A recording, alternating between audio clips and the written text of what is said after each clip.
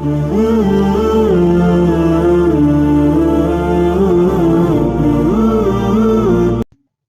یاجوج ماجوج کا نام تو آپ لوگوں نے ضرور سنا ہوگا، کیونکہ آبادی کے حساب سے ہماری دنیا کے سب سے بڑے مذہب یعنی کہ اسلام دھرم میں اس کو ایک قیامت کی نشانی کے طور پر جانا جاتا ہے، اور یہ مانا جاتا ہے کہ جب ہماری دنیا ختم ہوگی یعنی جب قیامت آئے گی تو اس سے پہلے ہماری دنیا میں جو 10 بڑی نشانیاں ظاہر ہوں گی ان میں سے ایک نشانی یاجوج ماجوج کا نکلنا بھی ہوگا۔ دوستو اب سوال یہی ہے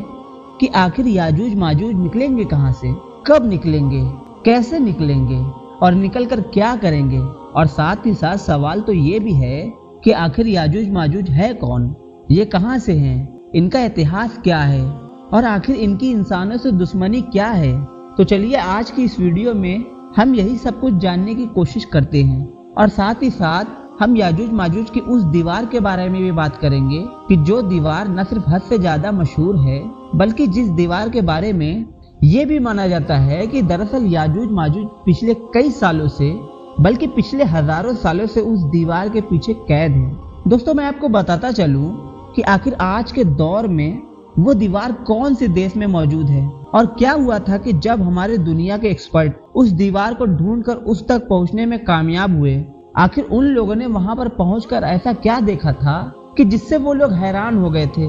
تو سب سے پہلے تو میں آپ لوگوں کو یہ بتا دوں کہ دراصل یاجوج ماجوج کے اتہاس کو پڑھنے اور سمجھنے سے پہلے ہم کو حضرت ذوالقرنین کے اتہاس کو سمجھنا ہوگا۔ مگر پھر سے سوال یہی ہے کہ آخر اب یہ ذوالقرنین کون تھے؟ دراصل دوستو ہوا یہ تھا کہ جب آخری پیغمبر یعنی کہ حضرت محمد صلی اللہ علیہ وسلم نے اپنی نبوت کا اعلان کیا تھا، یعنی کہ لوگوں کے سامنے یہ دعویٰ کیا تھا کہ میں اللہ کا نبی ہوں، تو وہاں پر موجود اس دور کے جو کچھ بڑے بڑے یہودی عالم تھے وہ دراصل پیغمبر حضرت محمد صلی اللہ علیہ وسلم کے پاس پہنچے اور ان کے سامنے 3 سوال رکھے اور ان سے یہ کہا کہ آپ نے ان تینوں سوالوں کے جواب دے دیے تو ہم مان جائیں گے کہ آپ اللہ کے سچے نبی ہیں، کیونکہ یہ تینوں ایسے سوال ہیں کہ جن کا جواب ایک نبی کے علاوہ کوئی نہیں دے سکتا۔ دوستو ان بڑے عالم کی طرف سے جو 3 بڑے سوال پوچھے گئے تھے ان میں سے ایک سوال حضرت ذوالقرنین سے ریلیٹڈ بھی تھا، یعنی کہ وہ لوگ جاننا چاہتے تھے کہ آپ ہمیں بتائیے کہ آخر ذوالقرنین کون ہے، اور انہوں نے یہ سوال پوچھا تھا کہ اس انسان کے بارے میں بتائیے کہ جو دنیا کے 3 کونوں تک گیا۔ اس کے بعد باقاعدہ وحی نازل ہوئی تھی اور قرآن کے اندر پورے صاف طریقے سے ذوالقرنین کے بارے میں بتایا گیا تھا۔ صرف اتنا ہی نہیں بتایا گیا کہ آخر ذوالقرنین کون تھے بلکہ ان کے 3 سفروں کا بھی ذکر کیا گیا۔ انہوں نے دراصل دنیا کے 3 کونوں تک گئے تھے۔ دراصل دوستو ذوالقرنین ہماری دنیا کے ایک ایسے بادشاہ تھے کہ جو آج سے لگ بھگ 2000 سال پہلے پیدا ہوئے تھے، یعنی کہ 580 عیسیٰ پور کے قریب میں۔ اس حساب سے یہ حضرت عیسیٰ علیہ السلام سے بھی لگ بھگ 500 یا 600 سال پہلے گزر گئے۔ رہا سوال ان کی سلطنت کا، تو ان کی سلطنت آج کے دور کے پاکستان سے لے کر گریس یعنی کہ یونان تک پھیلی ہوئی تھی۔ اس حساب سے بیچ کے جتنے بھی دیش ہیں یعنی کہ ترکی، سیریا، عراق، ایران، افغانستان، یہ سارے ہی دیش ان کی سلطنت میں آیا کرتے تھے۔ یہی وجہ ہے کہ حضرت ذوالقرنین کی گنتی اتہاس کے ان چند حکمرانوں کے ساتھ کی جاتی ہے کہ جن کا راج پوری دنیا پر ہوا کرتا تھا۔ یونانی لوگ جہاں ان کو سائرس دا گریٹ کے نام سے جانتے تھے تو وہی ایرانی لوگ ان کو کوچ کبیر کے نام سے جانتے تھے۔ رہا سوال ذوالقرنین لفظ کا، تو ذوالقرنین کا مطلب ہوتا ہے 2 سینگ والے، اور یہ نام ان کے 2 سینگ کی طرف اشارہ کرتا ہے جو دراصل ان کے سر پر رکھے ہوئے تاج میں ہوا کرتے تھے۔ اتنا ہی نہیں، ہزاروں سال کے بعد جب کڑی ریسرچ کے بعد ہماری یہ دنیا ان کا مقبرہ ڈھونڈنے میں کامیاب ہو گئی تھی، ان کے مقبرے میں بھی ایک ایسا اسٹیچو نکلا تھا کہ جس اسٹیچو پر موجود تاج میں نہ صرف 2 سینگ کو دیکھا جا سکتا ہے بلکہ اس کے اوپر دنیا کے 3 کونے بھی بنے ہوئے تھے جو سیدھے طور پر حضرت ذوالقرنین کے ان مشکل بھرے 3 سفروں کی طرف اشارہ کر رہے ہیں کہ جو سفر انہوں نے دنیا کے 3 کونے تک کیے تھے۔ مگر دوستو اب آپ میں سے زیادہ تر لوگوں کے دماغ میں یہی سوال چل رہا ہوگا کہ چلیے وہ سب تو ٹھیک ہے، مگر جب ان کو پہلے کوئی نہیں جانتا تھا تو آخر ان گنے چنے بڑے یہودی عالم کو ان کے بارے میں کیسے پتا چلا تھا کہ جنہوں نے پیغمبر حضرت محمد صلی اللہ علیہ وسلم سے ان کے بارے میں سوال کیا تھا؟ تو دوستو میں آپ کو بتاتا چلوں कि दरअसल हजरत जुल्करनैन का यहूदियों के इतिहास के साथ एक गहरा रिश्ता है। वो इसीलिए क्योंकि दोस्तों 586 ईसा पूर्व में यानी हजरत ईसा अलैहिस्सलाम से 586 साल पहले हमारी इस दुनिया में बाबुल नाम की सल्तनत हद से ज्यादा ताकतवर हुआ करती थी। बल्कि ये कहिए कि उस दौर की सुपर पावर हुआ करती थी और उसका जो बादशाह था कि जिसका नाम बख्त नशर हुआ करता था, वो हद से ज्यादा जालिम था। उसने उस दौर के यरूशलेम शहर पर न सिर्फ हमला किया बल्कि वहां पर बेइंतहा लूट मार भी की। वहां पर मौजूद हजारों की तादाद में यहूदियों को कत्ल किया और बाकी बचे हुए सभी जिंदा यहूदियों को कैदी बनाकर वो अपने साथ बाबुल ले गया। इतना ही नहीं, जाते जाते यहूदियों का वहां पर मौजूद जो फर्स्ट टेम्पल था यानी कि हैकले सुलेमानी, जिसको यहूदी सबसे पवित्र यानी कि पाक और मुकद्दस मानते थे, उसको भी उसने पूरी तरह से तबाह और बर्बाद कर दिया। फिलहाल दोस्तों धीरे धीरे वक्त गुजरता गया और वक्त के साथ साथ दुनिया में बदलाव भी आते रहे। अगले 50 सालों के अंदर ही हजरत जुल्करनैन दुनिया की एक नई ताकत बनकर उभर चुके थे। उन्होंने 539 ईसा पूर्व में यानी हजरत ईसा अलैहिस्सलाम से 539 साल पहले बाबुल पर हमला करके उसको बड़ी आसानी के साथ फतह कर लिया। अब जाहिर है दोस्तों हजरत जुल्करनैन हद से ज्यादा रहम दिल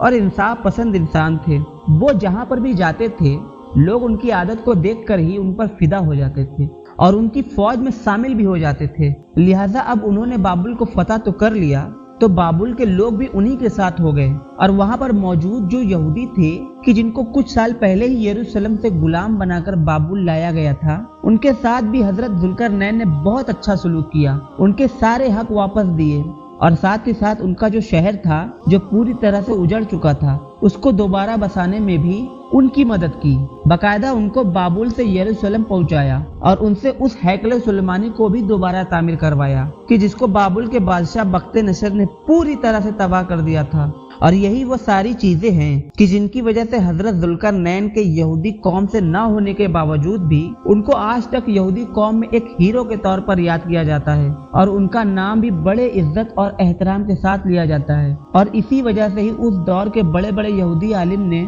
हजरत मोहम्मद सल्लल्लाहु अलैहि वसल्लम से हजरत जुल्करनैन से रिलेटेड भी सवाल किया था, क्योंकि उनको पता था कि हजरत जुल्करनैन के बारे में उस दौर में दुनिया का कोई भी आम इंसान नहीं जाना करता था सिवाय खुदा और चंद बड़े यहूदी आलिम के। फिलहाल दोस्तों अब ये जान लेना भी जरूरी है कि आखिर हजरत जुल्करनैन के अपने तीनों सफरों के दौरान याजुज माजुज से मुलाकात कब और कैसे हुई थी। तो आपको बता दें कि कुरान में हजरत जुल्करनैन के एक सफर से रिलेटेड ये लिखा हुआ है कि वो एक रास्ते पर हो लिया, यानी कि एक सफर पर निकला, यहाँ तक कि वो सूरज के डूबने की जगह तक पहुँच गया और उसे एक कीचड़ नुमा चश्मे में डूबता हुआ पाया और इसके पास एक कौम भी पाया। अल्लाह ने कहा कि ऐ जुल्करनैन, या तो तुम इनको सजा दो या इनके लिए कोई बेहतर तरीका अपनाओ। यानी कि दोस्तों कुरान की इस आयत के जरिए से ये बताने की कोशिश की गई है कि हजरत जुल्करनैन ने अपने 3 सफरों में से एक सफर मगरिब की तरफ किया था और वो बढ़ते बढ़ते इतने आगे पहुंच गए थे कि उनको एक पानी का चश्मा मिला था और वहीं पर उन्होंने सूरज को गुरूब होता देखा, यानी कि डूबता हुआ पाया। इतना ही नहीं, वहां पर इनकी एक कौम से भी मुलाकात हुई जिस कौम ने इनसे याजूज माजूज के बारे में शिकायत की थी। दरअसल याजूज माजूज उस इलाके में रहने वाले एक ऐसी कौम थी कि जो हद से ज्यादा जालिम और खतरनाक थी। आसपास के इलाकों पर हमले करना इनके लिए आम बात थी। यह आसपास के कबीलों पर उनके आदमियों को पूरी तरह से तबाह और बर्बाद कर दिया करते थे, पूरे कबीलों को लूट लिया करते थे, उनके बाकी बचे हुए बच्चों और औरतों को गुलाम बना लिया करते थे और इसके अलावा भी ना जाने क्या क्या किया करते थे। इतना ही नहीं, आगे कुरान में इनकी लोकेशन के बारे में भी बताया गया है। कुरान के मुताबिक याजूज माजूज नाम की ये खतरनाक कौम 2 ऐसे पहाड़ों की ऊंचाइयों पर रहा करती थी कि जहां तक पहुंचने के लिए सिर्फ और सिर्फ एक ही रास्ता मौजूद था। इसीलिए आसपास में रहने वाले वो आम लोग कि जो याजूज माजूज के जुल्म सितम से हद से ज्यादा परेशान रहा करते थे, उन्होंने न सिर्फ हजरत जुल्करनैन से इनकी शिकायत की बल्कि साथ ही साथ उनसे रिक्वेस्ट भी की कि अगर हम लोग बहुत सारा माल और दौलत इकट्ठा करके आपको दे दे तो क्या आप हमारे और इनके बीच में हद से ज्यादा मजबूत और ताकतवर दीवार बना सकते हैं कि जिसके जरिए से हम इनको हमेशा हमेशा के लिए रोक सके। इस पर हजरत जुल्करनैन ने जवाब दिया, अल्लाह का दिया हुआ मेरे पास बहुत सारा माल है, बस तुम मेरे काम करने में मदद करो, यानी कि जिस्मानी तौर पर। बस फिर क्या था कि हजरत जुल्करनैन के साथ मिलकर उन सभी आम लोगों ने और हजरत जुल्करनैन की फौज ने वो दीवार बनाना शुरू कर दिया। ये दीवार दरअसल लोहे और तांबे को पिघलाकर बनाई गई थी और ये एक ऐसी दीवार थी कि जो कभी भी नहीं टूट सकती थी। तब से लेकर आज तक लगातार याजूज माजूज उसी दीवार के पीछे कैद है और तब तक रहेंगे कि जब तक ये दीवार टूट नहीं जाती। और यकीनी तौर पर ये दीवार एक न एक दिन टूटना भी जरूरी है। वो इसीलिए क्योंकि ये पूरी की पूरी खूंखार और जालिम कौम हर दिन इस दीवार की बुनियाद को खोदने की कोशिश करते हैं और शाम तक जब ये ज्यादातर काम कर चुके होते हैं तो ये सोचकर वापस चले जाते हैं कि अब हम बचा हुआ काम सुबह को करेंगे, मगर इंशाअल्लाह कहना भूल जाते हैं, जिसकी वजह से अब अगले दिन जब ये सुबह में पलटते हैं तो वो दीवार बिल्कुल उसी हालत में मौजूद होती है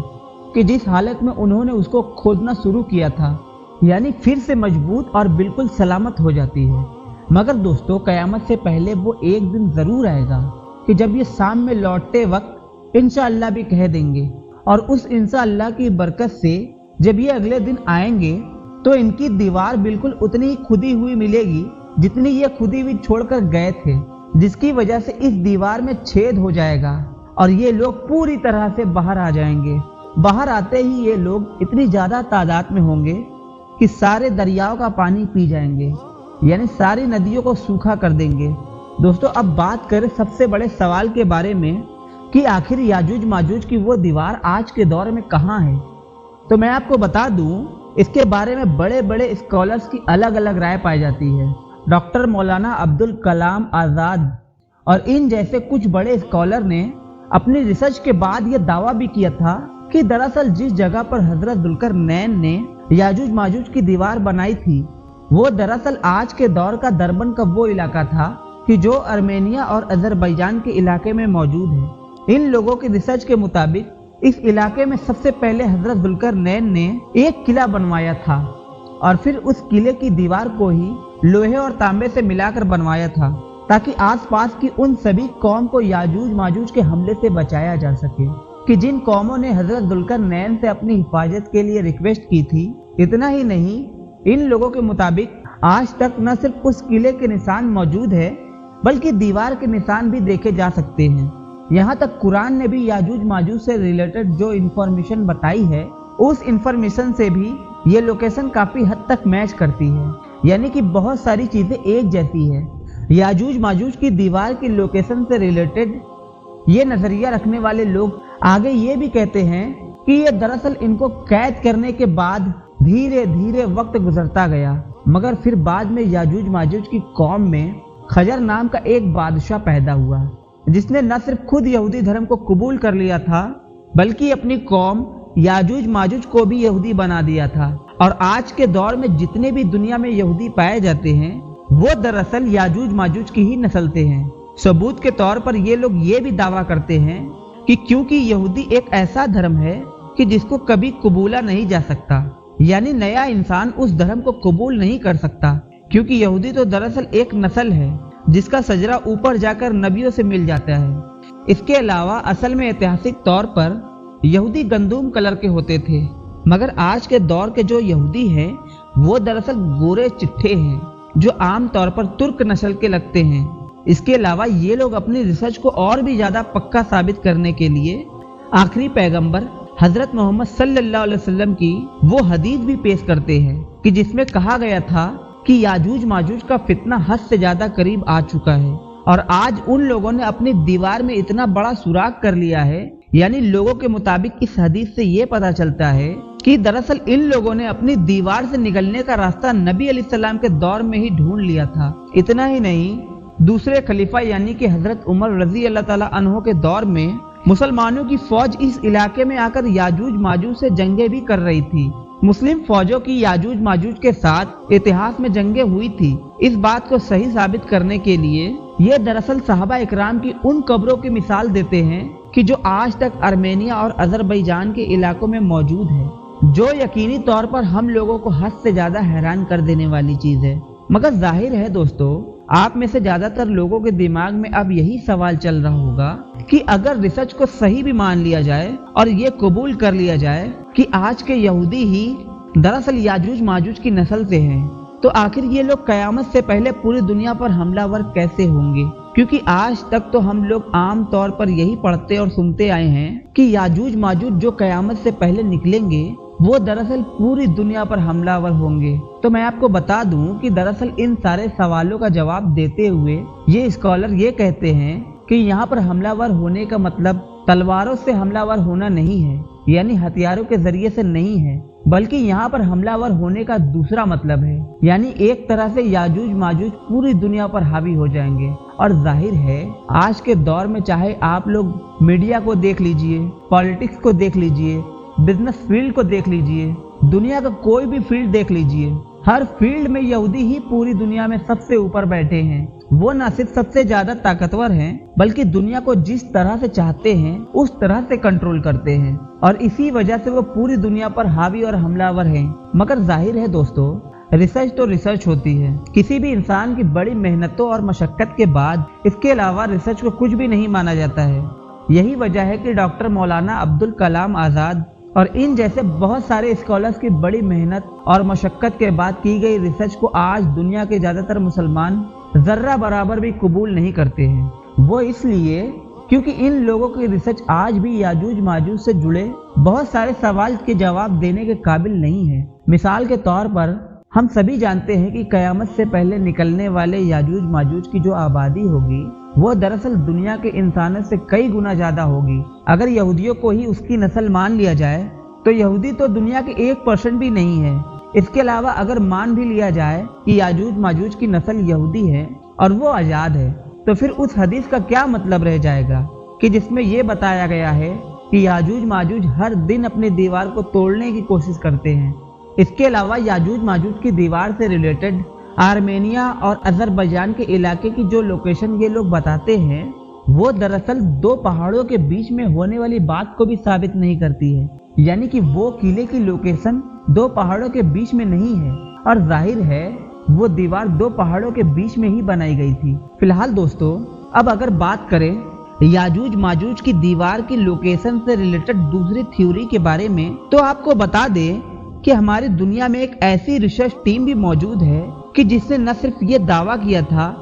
कि वो याजूज माजूज की दीवार को ढूंढ चुकी है, बल्कि वो ये भी कहती है कि वहां जाकर बकायदा उस दीवार को अपनी आंखों से भी देख चुकी है। इस रिसर्च टीम के मुताबिक इन लोगों ने सबसे पहले कुरान और हदीस और ऐतिहासिक किताबों में जितनी भी मालूमात मौजूद है याजूज माजूज से रिलेटेड, उन सभी को इकट्ठा किया, और फिर उसके बाद इन सारे मालूमात की मदद से उस दूर के हिसाब से दुनिया का एक नक्शा तैयार किया। उसके बाद ये लोग याजूज माजूज की दीवार की तलाश में निकल पड़े। ये दीवार आज के दौर में किर्गिस्तान नाम के उस देश में मौजूद है जो किसी दौर में सोवियत संघ का हिस्सा हुआ करता था, यानी रूस के अंडर में आया करता था। मगर जब यूएसएसआर टूटा तो उसके बाद ये अलग रियासत बन गई। इन लोगों के मुताबिक इस इलाके में आज के दौर में बहुत कम ही लोग आबाद हैं, और देश का ज्यादातर हिस्सा मैदानों और पहाड़ों से भरा पड़ा है, यानी देश का ज्यादातर हिस्सा मैदानी और पहाड़ी है। इसके अलावा बात करें अगर रिसर्च टीम की,